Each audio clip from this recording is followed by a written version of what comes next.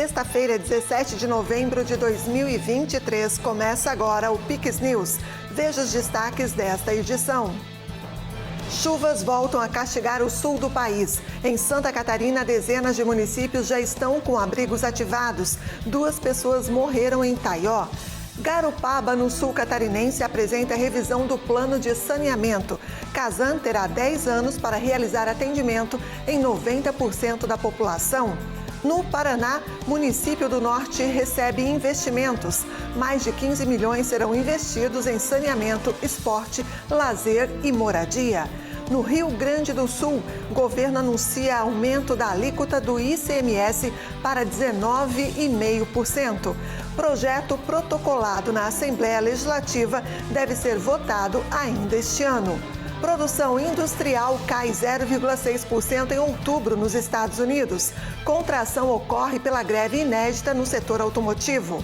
Fumaça de incêndios florestais na Amazônia cobre Manaus. Qualidade do ar é prejudicada na capital amazonense.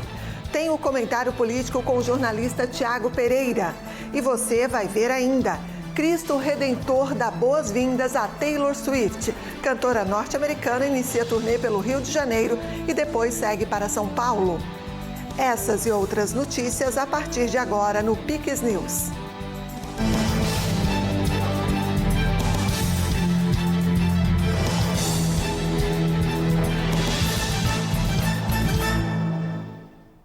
Olá, obrigada pela companhia. Nós estamos ao vivo, agora são 8h02. O governo do Paraná anunciou investimentos de mais de 15 milhões para um município da região norte do estado. Uma das principais demandas é o saneamento básico. Com menos de 4 mil habitantes, Leópolis, na região norte do estado, receberá 15,8 milhões de reais para investimentos. Além de uma rede de esgoto, a cidade ganhou um novo centro de convivência, que animou os idosos da cidade que participam das atividades em grupo. Nossa, como tá, minha filha do céu, porque só ali, nas atividades ali, a gente já estava feliz, né? Porque, nossa, é muito bom pra gente, pra cabeça, sabe? É muito bom mesmo, sabe? A gente se sente muito mais jovem. Olha, pra mim é assim, uma coisa inédita na cidade. O nosso prefeito, olha, nota 1000 pra ele, eu dou. De tão bom que ele é. Útil e agradável. É muito bom mesmo, muito, muito mesmo. Ele atende a saúde nossa, primeiro mundo. Menina, nós estamos todos de parabéns. Na área de saneamento, a Sanepar irá investir 9 milhões de reais para a instalação de uma rede de coleta e tratamento de esgoto, que vai beneficiar 70% da população. Mas a rede de tratamento de esgoto ela vem para melhorar a vida da população. Quando se investe em esgotamento sanitário, você automaticamente economiza lá na saúde, você evita os criadores de mosquito. A nossa cidade é uma cidade que tem sofrido bastante isso nos períodos, principalmente com a dengue, e a rede de tratamento de esgoto vem para somar, para poder melhorar a vida da população. Às vezes muitas pessoas acham que não é uma obra tão necessária, não. Acho que do nosso ponto de vista é uma das obras mais necessárias para todos os municípios, está no projeto do governador, para que todos os municípios do Paraná até 2030 tenham sua rede de tratamento de esgoto. É uma preocupação que nós temos, que é fazer com que as cidades também de pequeno porte, de médio porte, possa ter a mesma estrutura, uma estrutura próxima das grandes cidades. Tanto é que a gente lançou o programa Asfalto Novo Vida Nova, que é o maior programa do Brasil, que é de fazer 100% de asfalto nas cidades de 0 a 7 mil habitantes. Nós já fizemos em 160, né? Então agora as obras começando, tanto asfalto, calçada e iluminação de LED. E agora vamos de 7 a 12 mil habitantes, para justamente que são mais 80 cidades que vão ser atendidas. E nós queremos chegar até o final do governo, em 2026, com praticamente 80% da cidade do Paraná, toda ela asfaltada, com iluminação de LED. Não tem nada igual no Brasil. O governador Ratinho Júnior também entregou as chaves das casas do condomínio Portal Paranapoema 2, que conta com 65 unidades habitacionais. Entre os novos moradores, o empreendimento atende 25 famílias que receberam um subsídio de 15 mil reais do governo do estado para pagar a entrada do financiamento, facilitando a obtenção de crédito junto à Caixa Econômica Federal. Com o Casa Fácil, a ajuda do governo do estado, que a gente vê a importância disso. O governador teve essa visão de que as pessoas têm condição de pagar a mensalidade, mas não tinha condição de dar a entrada. Esse era o grande entrave do programa. Então o governador vem dando suporte do Estado para essas famílias e também o Barracão do Emprego, que vem gerar emprego e renda para poder empregar as pessoas da nossa população. Ontem foi realizada a apresentação da revisão do Plano de Saneamento de Garopaba, no litoral sul catarinense. O estudo estipula as metas para o tratamento de esgoto no município. Após pouco mais de um ano de trabalhos, foi apresentado na Câmara de Vereadores de Garopaba o Plano de Saneamento Básico, instrumento previsto em lei federal que exige que cada município realize o próprio planejamento para os serviços de esgoto, água tratada, coleta de lixo e limpeza pública. O objetivo é definir prazos, metas e indicadores para que sejam implantados e fiscalizados. Quem faz projetos, no caso, são os prestadores, mas eles levam em consideração as metas estabelecidas de atendimento dentro do plano de saneamento. Então, o que é importante do plano, assim, é o DNA do plano, são as metas. Tá? Quando a gente fala que em 2033 precisa atender o Marco Nacional de Saneamento, né, a lei que eu já comentei anteriormente, a 14026 e a 11445, lá fala que em 2033 precisa de 90% de atendimento à população. Certo? Então, essa é uma meta. O prestador vai ter que fazer os projetos, né, dentro daquilo que é específico de Garopaba. Né? As metas foram alcançadas por meio do levantamento de dados realizados pela empresa contratada. Entre os objetivos colocados está de ter 90% da população do município atendida com esgoto tratado até 2033, além da elaboração do projeto das estações de tratamento de esgoto por microbacias a ser apresentado pela concessionária ao município ainda este ano, e a implantação das unidades de tratamento da área central até março de 2024. E ouvindo a comunidade, isso é muito importante, tá? Porque ninguém está passando outras etapas, ainda vai ter as etapas, né? Que aí cabe a prefeitura e o prestador, no caso, falando de água e esgoto, a Casan, apresentar os estudos, fazer audiências públicas, buscar o licenciamento ambiental, buscar a outorga, e isso tudo precisa ser discutido com a comunidade, porque aí a gente já está falando a nível de projeto. Então ali já é a nível detalhado, então isso precisa ser especificado. Devido a questões judiciais, desde 2017 os trabalhos de tratamento de esgoto estão paralisados em Garopaba. A rede coletora na área central do município já está instalada.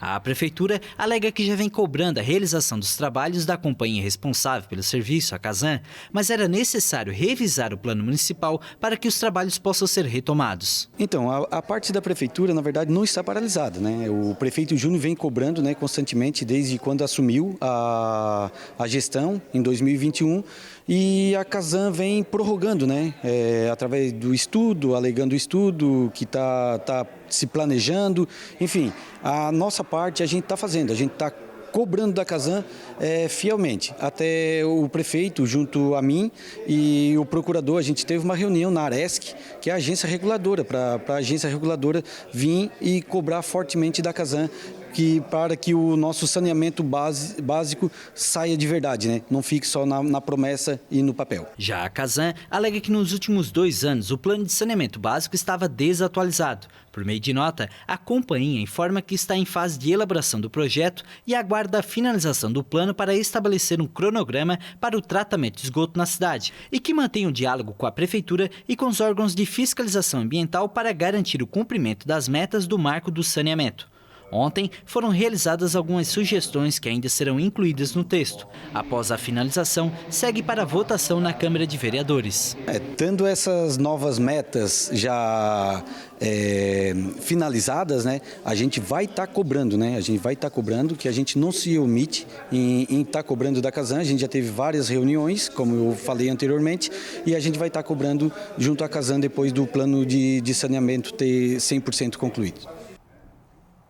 Em outubro, Santa Catarina exportou 826 milhões de dólares, valor 11,2% menor que no mesmo período do ano passado. Na análise mensal, o estado registrou o quarto recuo consecutivo. A análise do Observatório Fiesc mostra que as vendas externas foram restringidas pela desaceleração da economia global, reduzindo a demanda por produtos catarinenses. No topo da lista, as carnes de aves tiveram retração de 16,8% na mesma base de comparação.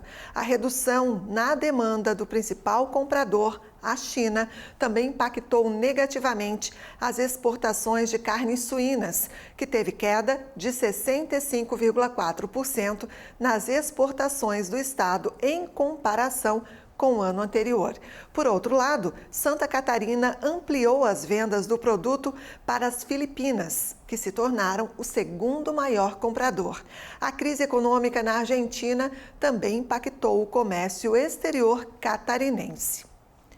E no Rio Grande do Sul, o Produto Interno Bruto, o PIB, apresentou crescimento de 9,3% em 2021 e atingiu o valor de mais de 581 bilhões de reais. A alta na economia do estado foi a maior entre as 27 unidades da federação e ocorreu em um cenário de recuperação na agropecuária após a estiagem do ano anterior, além da retomada da indústria e serviços após os impactos mais severos da pandemia em 2020. O resultado fez a participação do Rio Grande do Sul no PIB nacional crescer de 6,2% em 2020 para 6,5% em 2021, o que fez o estado voltar a ocupar a quarta posição no ranking nacional, atrás de São Paulo, Rio de Janeiro e Minas Gerais. E ainda falando no Rio Grande do Sul, o governador Eduardo Leite anunciou que pretende aumentar a alíquota básica do ICMS de 17% para 19,5% a partir do ano que vem. O aumento, segundo o governador, é necessário para que o estado não perca recursos com a reforma tributária em tramitação no Congresso Nacional. A reforma prevê a criação de um novo imposto, o Imposto sobre Bens e Serviços, IBS, que vai substituir o ICMS e o ISS. Então, por que mudar a alíquota modal? 2 pontos principalmente. Os demais estados estão aumentando as suas alíquotas para maximizar receitas no período de transição da reforma tributária. E o Rio Grande do Sul está com carga tributária menor do que a média histórica e precisa recompor as suas receitas para fazer frente às despesas. Então, nós temos 2 pontos. De fato, nós perdemos a arrecadação, que está dificultando a operação do Estado nas suas despesas correntes, a perda de arrecadação do ano passado, da Lei Complementar 194, que eu falei a vocês, e ainda estamos assistindo os outros estados aumentarem as suas alíquotas, parte para recompor as suas receitas, mas parte também porque vai significar, nos próximos 5 anos, a formação da base sobre a qual vai ser feita a distribuição do ICMS. O IBS será cobrado no destino dos produtos e serviços, e não mais na origem, como é o caso do ICMS. O governo gaúcho estima que, se o estado mantiver a alíquota atual do ICMS, vai perder 4 bilhões por ano com a reforma tributária. Leite afirma que o aumento não irá afetar os preços dos combustíveis. E ainda nesta edição, o governador de Santa Catarina se reúne com Defesa Civil para avaliar a situação das chuvas no estado. 28 municípios estão com abrigos ativados. 2 pessoas morreram. Manaus voltou a ter um dia cinza. Cidade é tomada por uma fumaça tóxica vinda das queimadas da Amazônia. E depois do intervalo, a gente te mostra o perfil dos candidatos à presidência da Argentina. Massa e Milei disputam o cargo no próximo domingo. Emirados Árabes Unidos inauguram uma das maiores usinas solares do mundo. É depois do intervalo, voltamos já.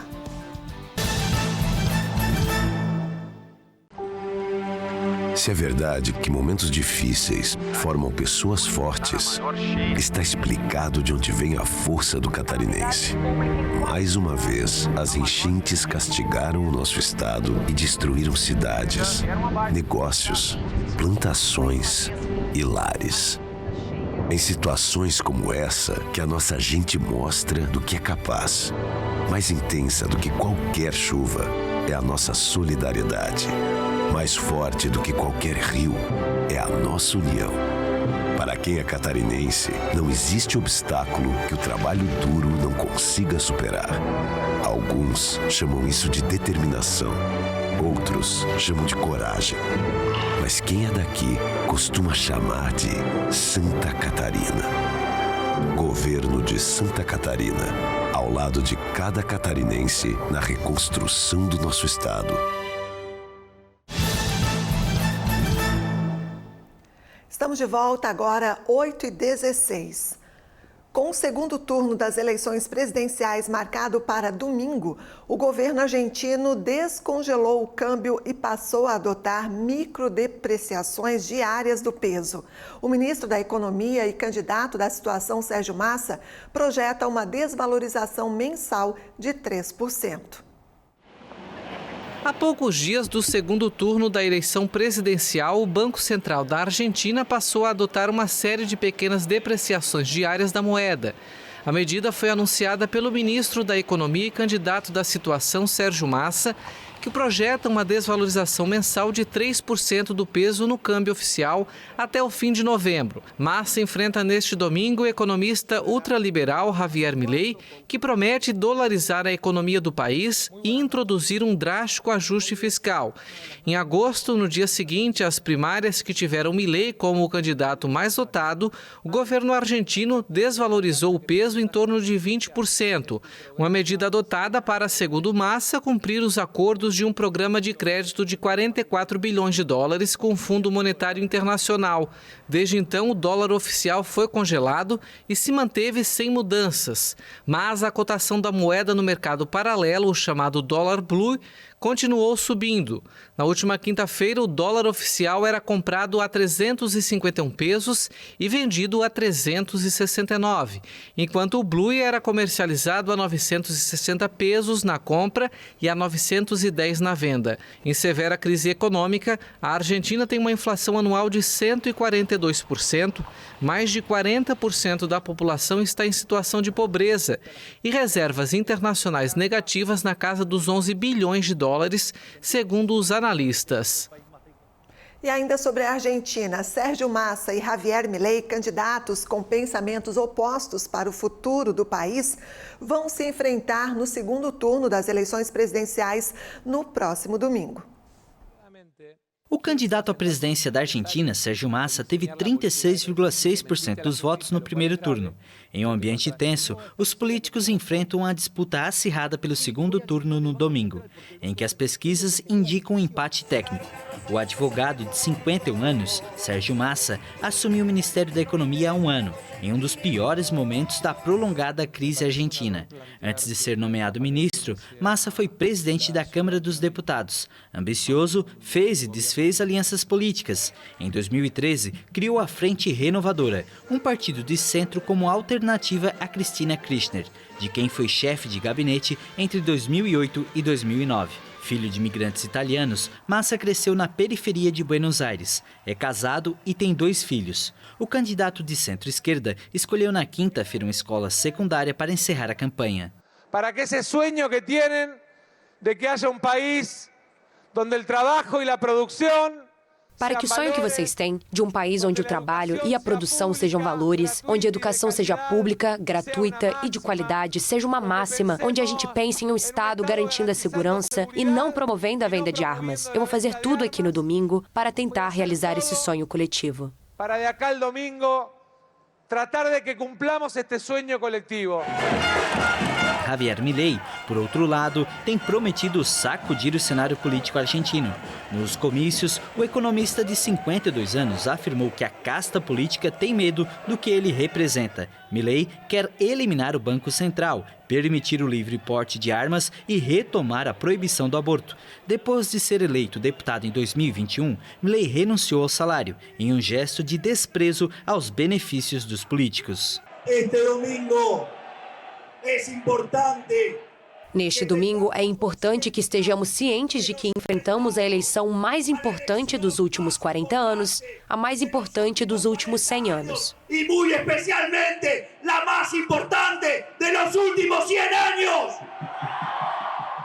As críticas à intervenção estatal tiveram eco nas regiões mais desfavorecidas da Argentina, onde a pobreza aumenta e o discurso impulsivo de Milei cativou muitos jovens em um país que passa por uma crise econômica aguda. E enquanto os argentinos aguardam ansiosos pelo pleito deste domingo, na Espanha o presidente reeleito Pedro Sánchez tomou posse nesta sexta-feira, em uma solenidade na presença do rei Felipe VI. O presidente do governo espanhol, Pedro Sánchez, prestou juramento ao cargo nesta sexta-feira, um dia depois de ter sido reeleito pelo Congresso, em um contexto de forte oposição dos conservadores à decisão de conceder anistia aos separatistas catalães. Perante o rei Felipe VI, o socialista prometeu cumprir fielmente as obrigações do cargo de presidente do governo e fazer zelar pela preservação da Constituição.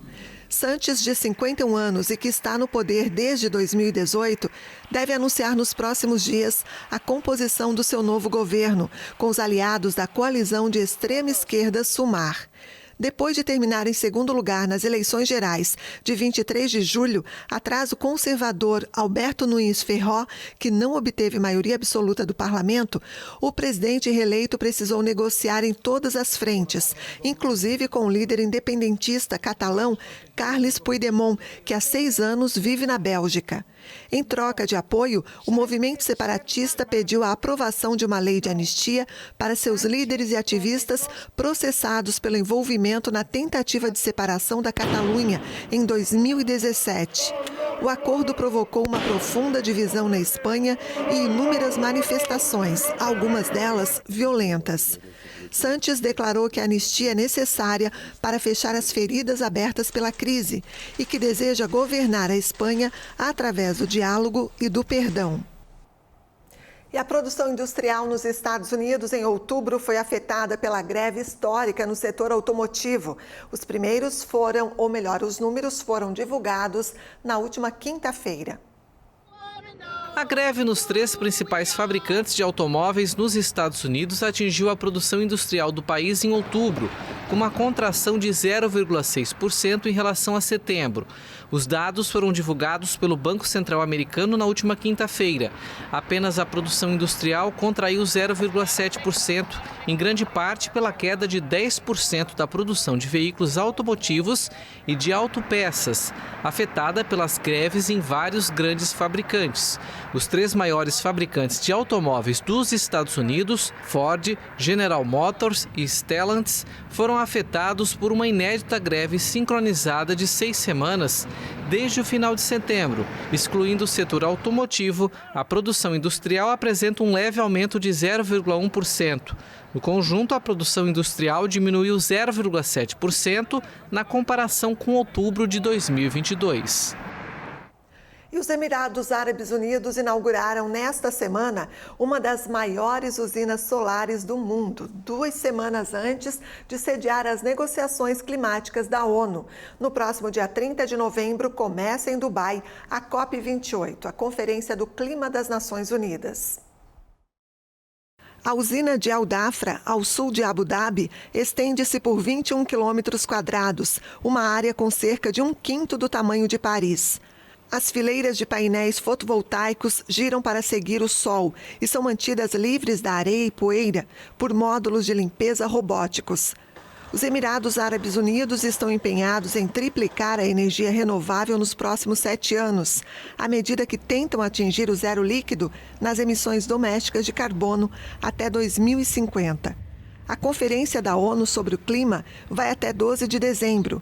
O objetivo é reduzir as emissões de gases de efeito estufa e ajudar os países em desenvolvimento a lidar com as consequências das mudanças climáticas. O Fundo para Danos Climáticos domina as negociações antes da COP28.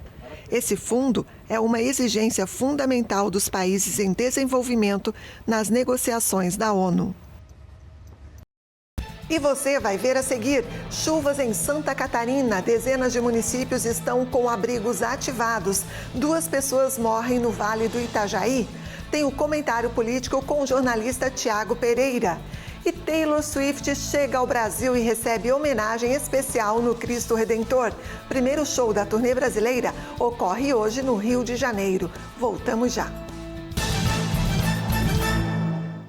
Somos a JJ Hotels Group. Com uma equipe especializada, vamos ajudar o seu hotel ou pousada a crescer nas vendas. Cuidamos de toda a parte de marketing e central de reservas, para que o seu hóspede tenha um atendimento privilegiado e a atenção que ele merece. Além de uma experiência de 10 anos no mercado, contamos com os melhores sistemas para o controle da sua hospedagem. Você se preocupa em receber os seus hóspedes, nós nos preocupamos em levar eles até você. Já pensou em estar em um lugar assim? É que visitar minha morada é viver um sonho acordado. E agora ficou mais fácil para ti me conhecer. Curta Garopaba na palma da sua mão. Mais que um aplicativo, um guia turístico de tudo o que você pode fazer aqui. Tem praias, trilhas e calendário de eventos.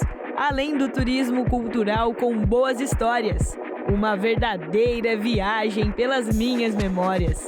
Isso tudo sabendo se tá quente e se tá frio com a previsão do tempo. E até notícias, informações do horário de ônibus e de telefones importantes.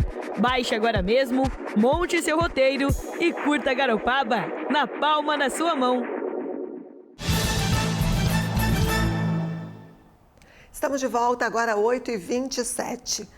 O governador de Santa Catarina, Jorginho Melo, se reuniu nesta sexta-feira com o Grupo de Ações Coordenadas para avaliar a situação das chuvas no estado. A previsão é de volumes intensos e volumosos até sábado. Dezenas de cidades no estado precisaram realizar a abertura de abrigos. São 61 locais recebendo famílias que tiveram que deixar suas casas. A cidade com maior número de abrigos é Rio do Sul, com 21 locais recebendo mais de 1.000 pessoas. Em segundo lugar está Lontras, com 5 abrigos abertos. E em terceiro, Agronômica, com 4 locais abertos. Todas as cidades ficam no Alto Vale do Itajaí, que é uma das regiões mais afetadas. Além disso, em Taió, 2 mulheres morreram após serem arrastadas pela enchente, tentando atravessar uma área alagada com o carro. Durante a reunião, o governador conversou com a imprensa e relatou as medidas que devem ser tomadas durante esta sexta e sábado. A gente já gastou 20 milhões, mais ou menos 20 milhões com ajuda humanitária para abrigos, colchões, roupa, enfim, tudo aquilo que a gente tem que alcançar. Então, a dedicação, o carinho que tem se dado às pessoas desabrigadas, porque isso é um trauma na vida da pessoa, você ter que abandonar a tua casa, deixar os teus pertences, enfim, tem sido cada vez mais intenso. Então, acolhendo as pessoas, ajudando as pessoas, fornecendo alimentação para os abrigos, água, enfim, colchões. É o que nós estamos fazendo. Então, a Defesa Civil, a nossa estrutura de governo, bombeiro, todas as forças vivas, saúde, assistência social, estão integrados, ajudando, não tem o que fazer diferente. Tem que fazer conforme vai acontecendo, a gente tem que agir e sempre antecipando. A Defesa Civil orienta a população a ficar atenta aos avisos meteorológicos e a seguir as orientações. Em caso de chuvas intensas, evitar sair de casa. Se for necessário, ficar atento às condições da pista e da visibilidade. Em caso de inundações, não tentar atravessar áreas alagadas. Se estiver em uma área de risco, ficar atento aos alertas da Defesa Civil e evacuar o local se necessário. A Defesa Civil pode ser contatada pelo telefone 199. Desde o início dos eventos, nós já temos mais de 180 municípios em situação de emergência. Eu falo, nosso estado tem 295, estou falando de outubro, mas nos eventos de novembro nós temos 23 novos municípios em situação de emergência, aqueles em calamidade. E essa situação, com as chuvas, é possível que haja mais municípios decretando calamidade e pedindo apoio ao governo do estado. As queimadas que atingem a floresta amazônica impactam diretamente a qualidade do ar de Manaus, que voltou a ter um dia cinza, com a cidade tomada por uma fumaça tóxica nos últimos dias. Manaus voltou a ficar coberta por uma nuvem tóxica de fumaça nos últimos dias. A capital do Amazonas sofre com os reflexos dos incêndios que consomem a floresta amazônica. Como amazonense, lamento que as formas como a gente tem combatido ainda sejam poucas, insuficientes para o tamanho de degradação que esses últimos anos foram possibilitando que a gente chegasse num patamar tão agravado das queimadas. A gente quer a nossa população viva, de pé, assim como a nossa floresta também. Atrapalha sim, né? Porque uma grande quantidade de pessoas não consegue sair de casa para ir resolver os seus assuntos, suas atividades, devido à grande quantidade de fumaça que a gente está registrando hoje, mais uma vez aqui na nossa cidade, né? De acordo com o Índice Mundial de Qualidade do Ar, os níveis registrados em Manaus estão entre os piores do mundo.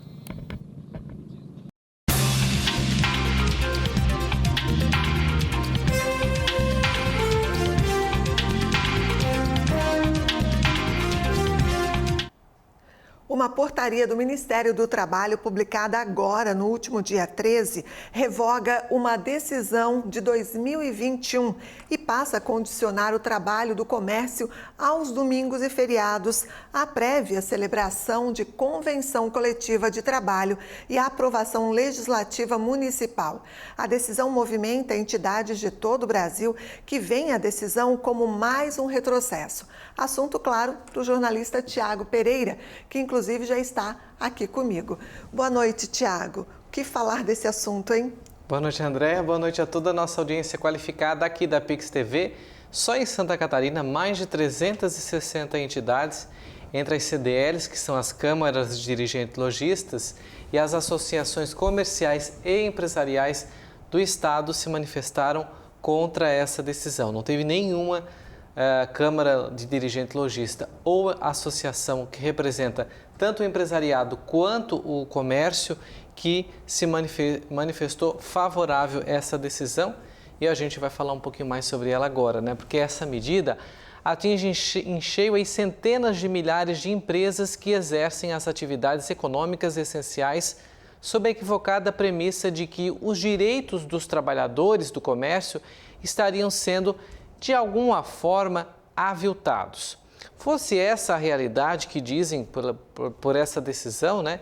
O que nós veríamos seriam inúmeras demandas administrativas e fiscalizatórias contra as empresas que abrem as portas nos finais de semana para atender, obviamente, os seus clientes.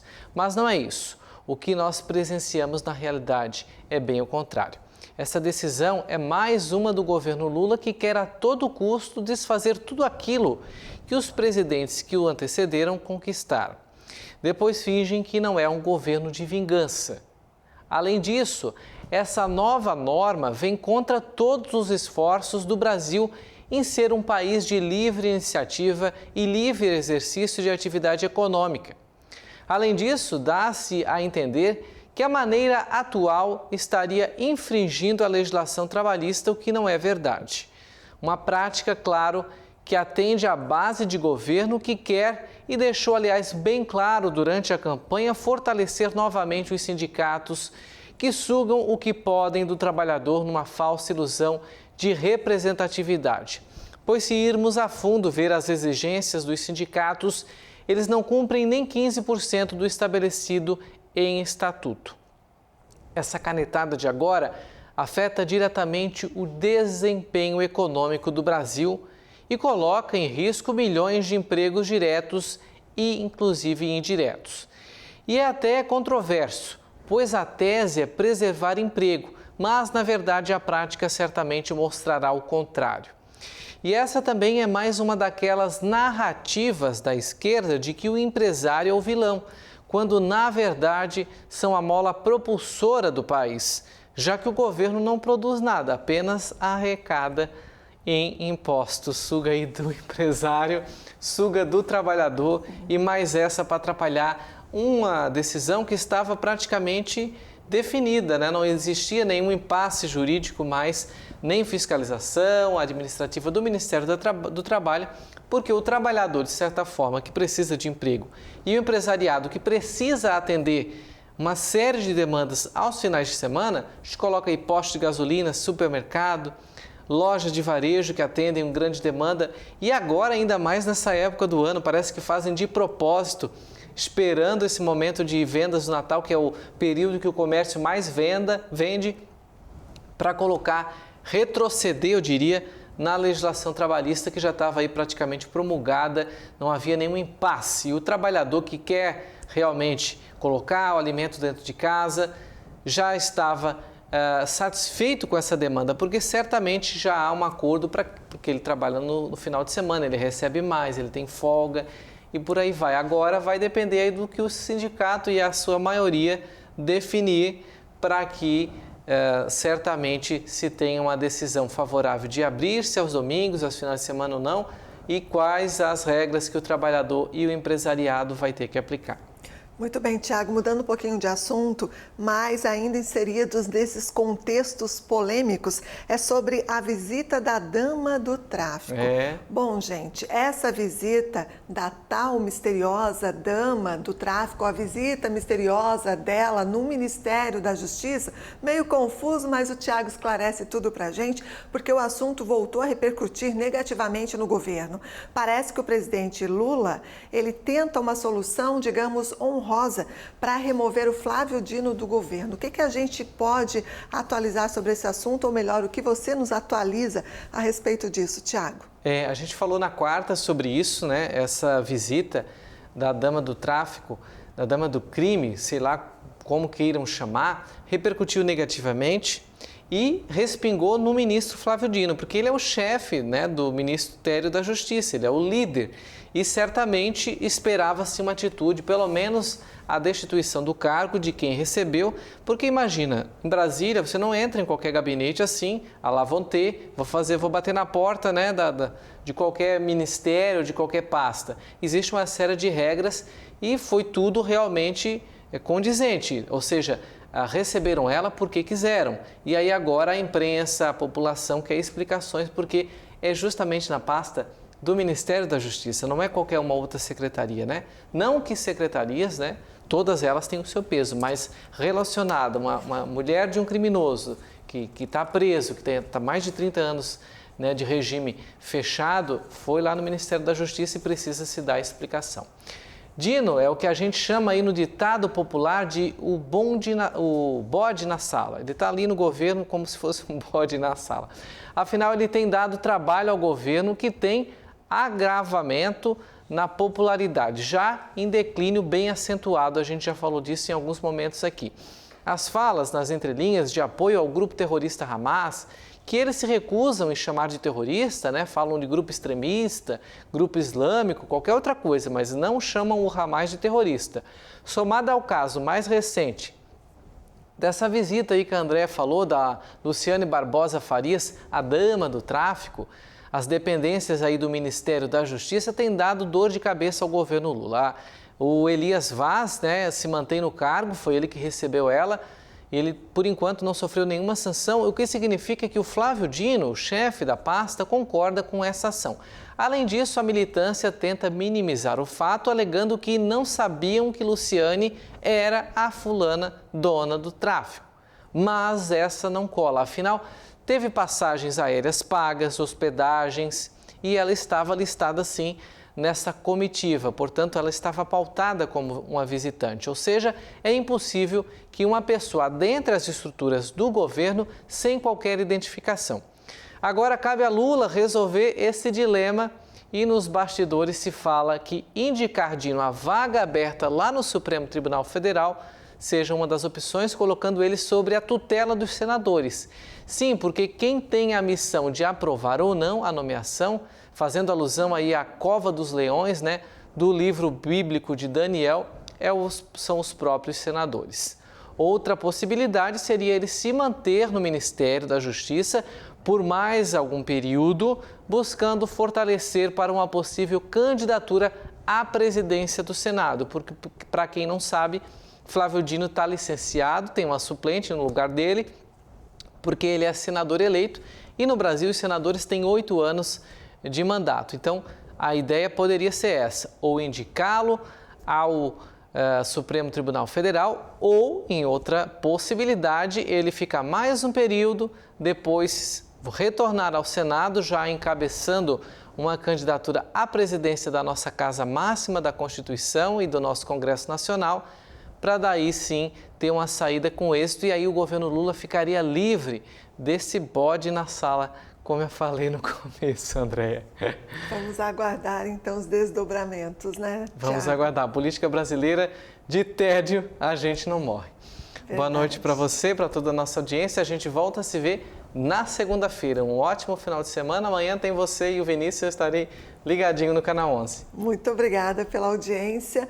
Um bom fim de semana para você. Até semana que vem. E sextou, Thiago. Sextou com S de saudade. É verdade, sextou. E tem Taylor Swift para os amantes aí da sexta-feira, do fim de semana, para os amantes da cantora norte-americana. E os fãs que o digam, gente, porque o clima de Taylor Swift está contagiando o Rio de Janeiro. Os fãs da cantora conseguiram. O Cristo Redentor ganha uma iluminação especial, dando as boas-vindas a ela. Taylor Swift faz o primeiro show no Brasil depois de mais de uma década. Vitória para os Swifties brasileiros. Depois de uma grande campanha nas redes sociais, os fãs da cantora norte-americana Taylor Swift conseguiram que o Cristo Redentor se iluminasse com mensagens de boas-vindas. Nossa, gente, uma emoção absurda, porque quando começou eu achei que era só aquela primeira projeção e já ia ser lindo, já ia ser maravilhoso. Quando mudou para Welcome to Brazil, que eu pensei, ela tá vendo e ela tá sorrindo, isso pra mim é o que mais importa, vou chorar. Isso pra mim é o que mais importa, ela vê, ela sorri, ela fica feliz. E a gente, né? Cara, eu vejo como uma homenagem, porque ela merece e a gente merece também, porque a gente pediu muito, muito, muito. E eu vejo que é a prova que a Taylor atualmente ela é a maior artista que a gente tem. Taylor Swift vai começar a aguardada turnê The Eras nesta sexta-feira no Rio de Janeiro. Depois, ela segue para São Paulo, onde vai fazer mais 3 shows. Para quem vai curtir aí os shows da cantora norte-americana no país, bom show, aproveitem com prudência, com responsabilidade. E o Pix News de hoje fica por aqui. Mais notícias no nosso site pixtv.com.br. Siga as nossas redes sociais, o endereço é @pixtvhd. A seguir, às 10 da noite, no CinePix, o Encanto do Natal. E a gente se encontra amanhã no Pix News especial de sábado. Até lá. Pix TV é conteúdo todo dia.